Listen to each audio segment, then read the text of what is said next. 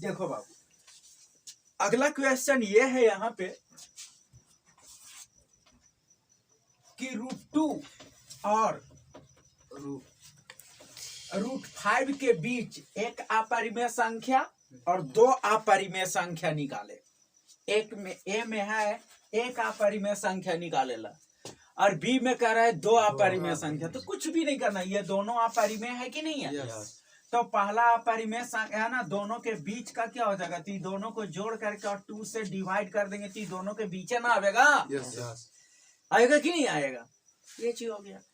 अब दूसरा में कह रहा है बी वाला में कि 2 गो अपरिमेय संख्या निकालना है, ठीक है? तो 2 गो अपरिमेय संख्या निकालना है तो ऐसे काम कर देते हैं। यहाँ से देख लो, हम लोग क्या कर लेते हैं यहाँ से, देखो यहाँ से क्या कि अब ये दोनों के बीच में नहीं है तो इसको और इसको ले लेंगे, चाहे इसको और इसको ले लेंगे, कुछ भी, ठीक है? हाँ, यानी समझ लो यहाँ पे ये चीज। तो हम लोग क्या कर सकते हैं, इसी को बना दो ना यहाँ से। देखो ऐसा करते हैं, ये दोनों को जोड़ करके और फिर 2 से डिवाइड कर देते हैं। समझ में आया? तो ये दोनों के बीच में ना आ जाएगा, है कि नहीं?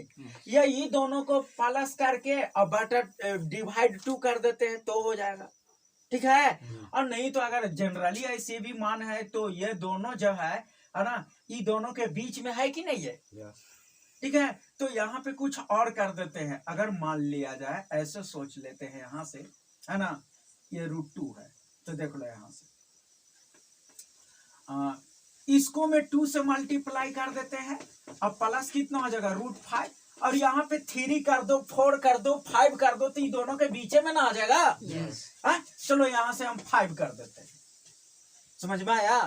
तो और दोनों के बीच में आ गया, ये वाला हो गया।